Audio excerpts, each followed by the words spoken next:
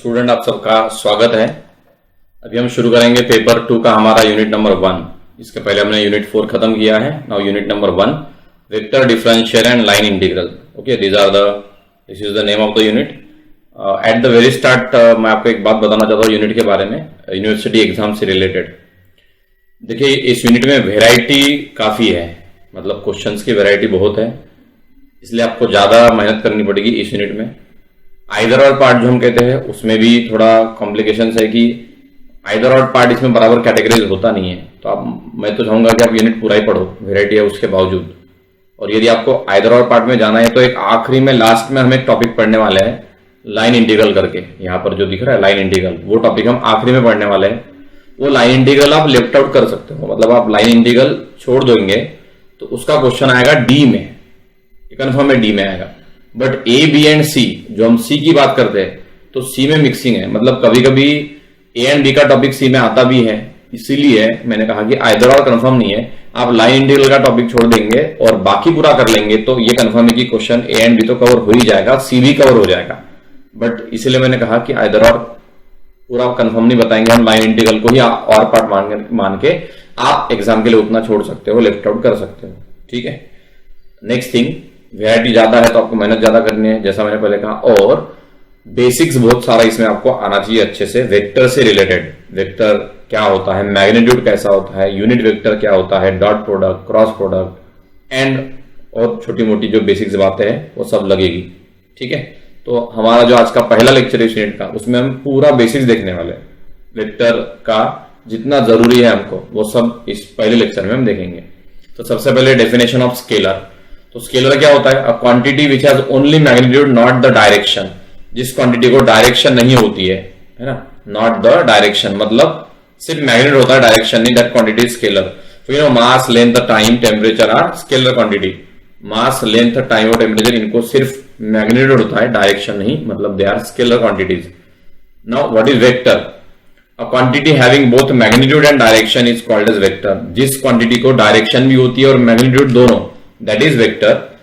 Displacement, velocity, force, etc. These are the physical quantity which are vector quantities. Mathematically vector is a directed line in space. Mathematically vector क्या होता है, एक directed line in space, मतलब इस तरीके से line जिसमें arrow दिया हो कि लाइन कहां से किधर अप्रोच करनी है, that line is called as vector in mathematics. We denote the vector by small letter as well as जरूरत पड़ने पर कैपिटल लेटर से भी हम डिनोट करते हैं वेक्टर को। Position vector in space. What is the meaning of position vector? उस पॉइंट के तरफ ओरिजिन से ड्रॉ किया, मतलब पॉइंट की जो पोजीशन है उधर ड्रॉ किया हुआ वेक्टर, पॉइंट के पोजीशन के तरफ जो वेक्टर ड्रॉ किया है उसको हम कहते हैं पोजीशन वेक्टर। तो suppose A is the point A1, A2, A3 जिसके कोऑर्डिनेट है A1, A2, A3, जैसा आप यहां देख रहे हैं इन स्पेस, स्पेस मतलब 3 dimension. Then the vector directed from origin O towards point A, origin से पॉइंट के तरफ जो डायरेक्टेड वेक्टर रहेगा is called as position vector of point A। तो ये जो वेक्टर आपको दिख रहा है यहाँ, ओरिजिन से उस पॉइंट के तरफ का वेक्टर मतलब पोजीशन वेक्टर, उसको लिखेंगे कैसे? Generally position vector are denoted by small letter of that point. तो पॉइंट ए का पोजीशन वेक्टर स्मॉल ए ऐसा लिखा जाएगा, पॉइंट पी का पोजीशन वेक्टर रहेगा तो स्मॉल पी ऐसा लिखा जाएगा। सो हियर वेक्टर ओ ए दिख रहा है आपको, देखो ओ ए, वेक्टर ओ ए मतलब small A which is written as, यदि आपको कोऑर्डिनेट पता है तो वेक्टर कैसा लिखा जाएगा, A1I plus A2J plus A3K is position vector of point A. Point अलग तो पोजीशन वेक्टर भी अलग तरीके से लिखा जाएगा, ये हमने लिखा है इस एग्जांपल के लिए। Now line vector. What is the meaning of line vector? Point A और बी के बीच आपने लाइन ड्रॉ की तो ए से बी के तरफ जाने वाला वेक्टर ए बी मतलब लाइन वेक्टर। तो लाइन वेक्टर कैसे लिखा जाता है? Let A and B are any two point in space with their position vector A and B respectively, then vector A B equal to B minus A is called a line vector in space. What is line vector? देखो इधर ये O A का vector A है, vector O B हमने B लिखा है, तो ए से बी के तरफ का वेक्टर ए बी जो लिखा जाता है B minus A. By vector addition law ये आपको मिलता है, ये फिजिक्स में आपने पढ़ा होगा कैसे, vector triangle law vector addition आप अप्लाई करो तो ए बी आपको मिलेगा B minus A. Now magnitude of vector. What is the meaning of magnitude? Suppose vector A is written as a1i plus a2j plus a3k is a vector, then magnitude of a vector is its length. Magnitude का मतलब क्या होता है? Length होता है। Magnitude means length. Okay, what is the meaning of magnitude? Magnitude means length of that vector. So length मतलब magnitude, जिसको mathematically magnitude कहते हैं, वही मतलब लेंथ होता है। And that is defined as a equal to magnitude of a। अब यहां देखो, यहां a के ऊपर ये लाइन ड्रॉ की है, मतलब वो वेक्टर फॉर्म हो गया। और यदि उसका मैग्नीट्यूड लिखना है तो दो तरीके हैं। एक तो आप ऊपर का जो लाइन है वो हटा दो, मतलब मैग्नीट्यूड, या वेक्टर को दो वर्टिकल लाइन के बीच में लिखो, मतलब mod of a, that is magnitude of a बोलेंगे, under root of a1 square plus a2 square plus a3 square. It is always positive. ये वैल्यू रूट में जो आप लेंगे, रूट के अंदर तो पॉजिटिव हो गई, बट उसका स्क्वायर रूट पॉजिटिव लेना है, that is a meaning here. Positive रहेगा क्योंकि वो लेंथ है। तो ध्यान से समझिए ये फॉर्मूले का मतलब। जो यहां आई, जे और के कोएफिशिएंट है, मतलब आई, जे और के कंपोनेंट भी हम कहते हैं। Component a1, a2, a3 R component. तो कंपोनेंट के स्क्वायर का एडिशन करना और उसका स्क्वायर रूट लेना, मतलब क्या होता है?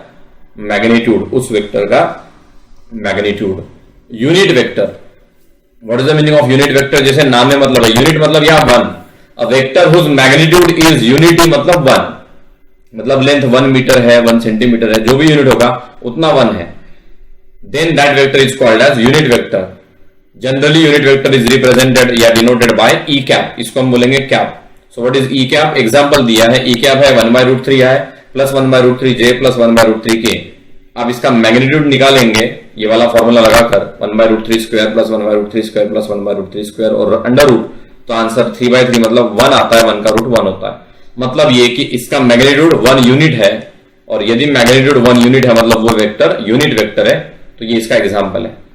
Unit vector in the direction of given vector. If vector is any vector, okay, ये वेक्टर है कोई भी, तो उसी डायरेक्शन में, कहने का मतलब ये वेक्टर है ए, तो इसी डायरेक्शन में यूनिट वेक्टर मतलब ए कैप।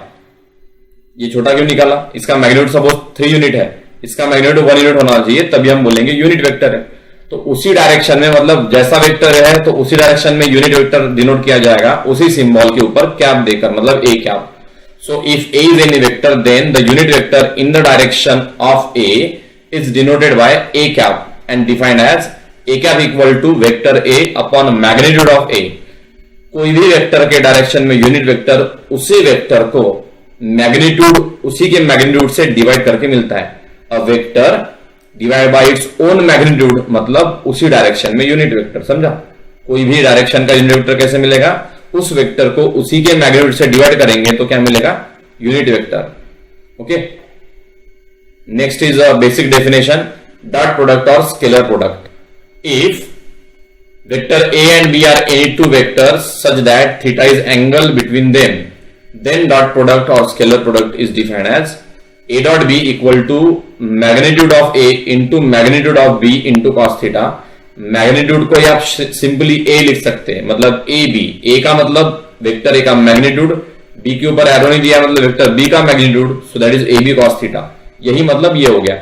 तो a डॉट बी का डेफिनेशन है ए बी कॉस थीटा, कोई doubt? A B cos theta, और इसको हम कहते हैं dot product, also called as scalar product.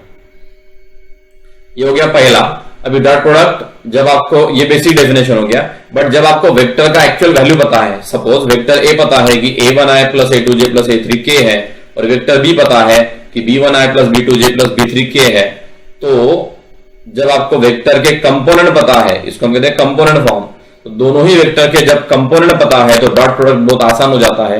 a dot B will be what? a1 into b1। ध्यान दो, i और i का ये प्रोडक्ट है, i कंपोनेंट, i कोएफिशिएंट और i कोएफिशिएंट का प्रोडक्ट, a1 b1, सिर्फ कोएफिशिएंट, i इंटू i नहीं करना है। a1 into b1 plus a2 into b2 plus a3 into b3, मतलब i से i कंपोनेंट का प्रोडक्ट, j से j कंपोनेंट का प्रोडक्ट और k से k कंपोनेंट का प्रोडक्ट और उनका एडिशन। ये मतलब डॉट प्रोडक्ट जब आपको वेक्टर पता है। मोस्टली यही डेफिनेशन यूज होता है, मतलब कैलकुलेशन में यही आपको लगेगा।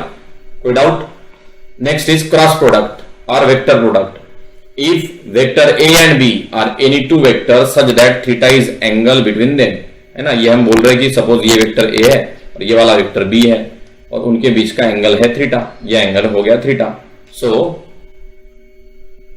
Cross product is defined as this is A cross B. Sign देखिए, क्रॉस प्रोडक्ट में क्रॉस लिखा जाता है, A cross B, dot product में डॉट लिखा जाता है।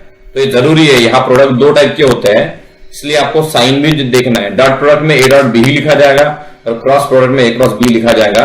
सिंपली जो अलजेब्रा में होता है कि हम मल्टीप्लाई लिखते हैं ना, सिर्फ मल्टीप्लाई लिखने से नहीं होगा। डॉट प्रोडक्ट है तो डॉट देना पड़ेगा जिसका मीनिंग अलग है, क्रॉस प्रोडक्ट है तो दोनों के बीच क्रॉस देना पड़ेगा जिसका मीनिंग अलग है। और क्रॉस प्रोडक्ट का मीनिंग होता है vector A into magnitude of vector A into magnitude of vector B into sine theta E cap. That is vector A का मैग्नीट्यूड आप लिख सकते हैं ऐसे भी सिंपली ए करके, A B sine theta E cap. Where E cap क्या है? Where E cap is unit normal vector. यह दिख रहा है, यूनिट नॉर्मल बोला है, नॉर्मल मतलब परपेंडिकुलर। किसको perpendicular? Where E cap is unit normal vector to the plane of A and B, मतलब जिस प्लेन में वेक्टर ए बी है उसको परपेंडिकुलर। नॉर्मल मतलब परपेंडिकुलर होता है E cap. Pointing by rotation of A towards B, A से B के तरफ रोटेट करना है और इस रोटेशन में स्क्रू जहां जाएगा उधर ई कैप आएगा।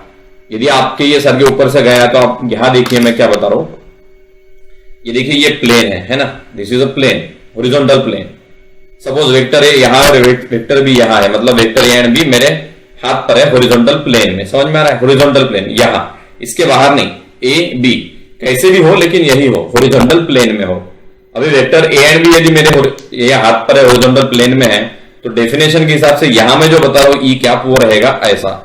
ऐसा मतलब मेरे हाथ को परपेंडिकुलर। अभी इसमें भी दो तरीके हैं। परपेंडिकुलर मतलब जैसा फिलहाल ये पेन आपको दिख रहा है, ये पेन अपवर्ड पॉइंट है, मतलब यहां से ऊपर या यहां से नीचे भी जा सकता है। तो ऊपर जाना है कि नीचे जाना है? नीचे भी है तो परपेंडिकुलर है, ऊपर भी है तब भी परपेंडिकुलर है। तो परपेंडिकुलर के तो दो मीनिंग हो गए, एक तो नीचे या ऊपर। तो कौन सा? इसलिए यहां लिखा है स्क्रू। देखो ये स्क्रू रूल। स्क्रू रूल कैसा? आप एंगल जो काउंट करेंगे थीटा, वो यदि आप ए क्रॉस बी निकाल रहे तो ए से बी के तरफ रोटेट करेंगे ऐसा। सपोज ये वेक्टर ए है और ये वाला वेक्टर बी है, तो आप ए से बी के तरफ, आप जैसा मैंने यहां ड्रॉ किया है, यदि आप ऐसा रोटेट कर रहे हैं, है ना, ऐसा रोटेट कर रहे हैं, तो आप स्क्रू को यदि ऐसा घुमाएंगे तो क्या होगा? स्क्रू ओपन होगा, मतलब ऊपर आएगा। तो अभी ये ऊपर है। यदि ए से बी का रोटेशन ऐसा हो रहा है क्लॉकवाइज तो स्क्रू नीचे जाता है, मतलब डायरेक्शन अभी प्लेन से नीचे होगा। तो ये है ई कैप। तो फिलहाल मैं आपको यहां जितना बेसिक्स बताया इसके बारे में, वेक्टर ए क्रॉस बी के बारे में, उसका डायरेक्टली हमारे टॉपिक से एग्जाम से कोई संबंध नहीं है, बट कंसेप्चुअल जहां पर भी होता है समझना, उसके लिए मैंने ये बताया है। ठीक है। Most important A cross B का मीनिंग ये होता है, और उससे भी ज्यादा इंपॉर्टेंट कंपोनेंट पता है तब क्या लिखना, ये इंपॉर्टेंट है, ये आपको आना चाहिए। समझ में आ रहा है? ये और साथ में मैंने जो बताया यहां पर, ये कंपोनेंट फॉर्म में कैसे लिखना है that we should know. Okay, तो A cross B component form में क्या होता है दैट वी विल सी। तो आपको suppose vector A and B पता है, मतलब उसके कंपोनेंट पता है, आई जे और K coefficient. So what is A cross B? पहले रो में आपको लिखना है डिटर्मिनेंट, ये एक डिटर्मिनेंट है, और डिटर्मिनेंट के पहले रो में आपको लिखना है आई जे के। सेकंड रो में ए के कंपोनेंट मतलब कोएफिशिएंट a1 a2 a3, और थर्ड रो में बी के b1 b2 b3। तो कोई भी दो वेक्टर का क्रॉस प्रोडक्ट मतलब पहला रो आई जे के, सेकंड रो यहां का जो वेक्टर है उसके कोएफिशिएंट आई जे के, और थर्ड रो जो यहां का वेक्टर है इसके आई जे के कोएफिशिएंट। इसका आंसर मतलब हो जाएगा क्रॉस प्रोडक्ट। तो ये क्रॉस प्रोडक्ट कंपोनेंट के फॉर्म में और ये डॉट प्रोडक्ट कंपाउंड के फॉर्म में मोस्ट इंपॉर्टेंट आपको आना चाहिए। इसका यूज आगे है और ये आपने पहले भी पढ़ा है, तो ये बेसिक्स है, जैसा मैंने पहले कहा था। ये एक रिवीजन है, रिफ्रेशमेंट है आपके लिए कि आपने जो पहले पढ़ा एक बार आपको याद हो जाए। 12th में आपने पढ़ा है डिटेल में, आप दोबारा चाहो तो 12th का पढ़ सकते हैं। And scalar triple product also called as box product. If vector A equal to a1i plus a2j plus a3k, vector b equal to b1i plus b2j plus b3k, and c equal to c1i plus c2j plus c3k। ये तीन vector आपको पता है। तो और एक product हम define करेंगे, स्केलर ट्रिपल प्रोडक्ट, जिसको लिखा जाता है a cross b dot c। Triple क्योंकि तीन वेक्टर है, इसको स्केलर इसलिए कहते हैं क्योंकि इसका आंसर एक स्केलर आता है, और बॉक्स प्रोडक्ट इसलिए क्योंकि इसको लिखने का ये तरीका है, लाइक अ स्क्वायर ब्रैकेट मतलब like a box. So a cross b dot c means a square bracket के अंदर ABC is scalar triple product defined as, तो A dot B cross C मतलब एबीसी, ये नोटेशन हो गया, ये symbol हो गया, ये सिंबल या ये सिंबल एक ही है, उसका डेफिनेशन ये है, डिटर्मिनेंट ऑफ पहले रो में ए के कंपोनेंट A1 A2 A3, दूसरे रो में यहां का जो सेकंड है उसके कंपोनेंट B1 B2 B3, और तीसरे रो में इसका जो थर्ड है उसके कंपोनेंट C1 C2 C3। इसका जो भी आंसर होगा determinant, that is what, scalar triple product. ठीक है, नेक्स्ट क्वेश्चन प्रैक्टिस के लिए है। वेक्टर ए दिया है 3i minus 5j plus 2k, B दिया है i minus 2j plus 3k, सी दिया है 2i minus 2j plus k। Then find magnitude of A dot B, A cross B, magnitude of A cross B and A dot B cross C. ये question university exam में बिल्कुल नहीं आएगा, ये आपके practice के लिए, ताकि आपको डॉट प्रोडक्ट समझे, क्रॉस प्रोडक्ट समझे, कैसे कैलकुलेट करना है, मैग्नीट्यूड समझे, साथ में ट्रिपल प्रोडक्ट भी। So what is vector A, 3i minus 5j plus 2k, B भी दिया है i minus 2j plus 3k, सी दिया है 2i minus 2j plus k। So magnitude of A is under root of 9 plus 25 plus 4। कैसे देखो, 3 का square 9 minus 5 का square 25 and 2 का स्क्वायर 4। भले यहां माइनस है लेकिन आप स्क्वायर कर रहे हैं इसलिए प्लस ही आएगा। समझ में आ रहा है मैग्नीट्यूड का डेफिनेशन? देखो मैग्नीट्यूड जो ऊपर हमने पढ़ा ये हमने यहां अप्लाई किया है मैग्नीट्यूड का डेफिनेशन। इसलिए मैंने कहा बेसिक्स हम रिवाइज कर रहे हैं, दोबारा जरूर पढ़िएगा, अच्छे से याद रखिएगा। ये हो गया magnitude of A, 9 plus 25 plus 4 is 9 plus 4 is 13 and 25 plus 13 is 25 plus 13 is 38। So ये हो गया 38 यूनिट, अंडर रूट 38 यूनिट। ठीक है, after that A dot B, next question है A dot B. So what is A dot B? देखो यहां 3 into 1 लिखा है, 3 into 1।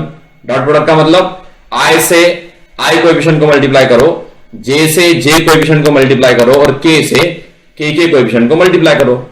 जिन दोनों का आप डॉट प्रोडक्ट कर रहे हैं उनकी मैं बात कर रहा हूं। 3 into 1 प्लस -5 into -2 साइन के साथ एंड प्लस 2 into 3 मतलब 3 प्लस 10 प्लस 6, 3 प्लस 6 9 प्लस 10 19। तो ए डॉट बी हो गया 19। नेक्स्ट है A cross B, I J. A cross B क्या होता है, डेफिनेशन पता होना चाहिए। ए क्रॉस बी मतलब पहले रो में आई जे के, सेकंड रो में ए के कोएफिशिएंट 3 माइनस 5 2, थर्ड रो में बी के 1 माइनस 2 3। तो इसका आंसर कैलकुलेट करके आई इंटू, ये क्या है, डिटर्मिनेंट है ना, डिटर्मिनेंट आपको आता है। आई इंटू -15 जरूर, आई इंटू पहले तो -15 आता है नो डाउट, -5 into 3, बाद में बीच में माइनस साइन होता है और -4 आता है, इसलिए मैंने डायरेक्ट ये मिलकर लिखा है +4, -15 + 4। डिटर्मिनेंट पता है आपको, है ना, डिटर्मिनेंट जिस तरीके से कैलकुलेट होता है वो ये है -j और 9 - 2 और बाद में k -6 + 5 क्यों? क्योंकि -5 आता है और बीच में माइनस साइन, इसलिए +5, -6 + 5 सॉल्व करके आया 11 आए, -7j -k। ये हो गया a cross b। What is magnitude of a cross b? Under root of -11 square. इस वेक्टर का मैग्नीट्यूड, आप जिस वेक्टर का मैग्नीट्यूड लिख रहे हैं उसको देखना है और उसके जो कोएफिशिएंट है i j k के, उनके स्क्वायर यहां आएंगे। -11 square plus -7 square plus -1 square मतलब 121 + 49 + 1 दैट इज 171 यूनिट। ये हो गया magnitude of a cross b। And the last was a dot b cross c पूछा है। सो 3 a dot b cross c का मतलब पहले रो में a के कंपोनेंट कोएफिशिएंट, b के सेकंड रो में, c के थर्ड रो में। तो ये हमने लिखा a देखकर 3 - 5 2, वेक्टर a देखो, वेक्टर b से 1 - 2 3 और वेक्टर c से 2 - 2 1, और इसको सॉल्व करके आता है 9। 3 into -2 + 6 -5 मतलब +5, ये समझे, +5 कैसे, पहले होता है प्लस बाद में होता है माइनस, तो ये माइनस और -5 मिलकर हो जाता है प्लस यहां पर। ठीक है, then +5 into 1 - 6 and +2 into -2 + 4 solve करके ये 4 into 3 12 हो गया। इधर -5 + 5 -25 एंड +2 + 2 is 4, 12 + 4 16, 16 - 25 is 9। और ये एक होमवर्क है, सेम प्रैक्टिस के लिए आपको दिया है। ठीक है, यहां पर हमारा ये लेक्चर खत्म होता है। मैं आपको अगेन रिक्वेस्ट करना चाहूंगा कि इस पहले लेक्चर में हमने जो पढ़ा ये बेसिक्स है। मोस्ट इंपॉर्टेंट आपको मैग्नीट्यूड कैसे निकालना है और डॉट और क्रॉस प्रोडक्ट क्या होता है ये आना चाहिए, ठीक है। जरूर ये लेक्चर आप रिपीट करो, दोबारा 3 बार या 4 बार देखो और नोट्स भी रिपीट करो ताकि आपको आगे का यूनिट अच्छे से समझे, ठीक है। Thank you.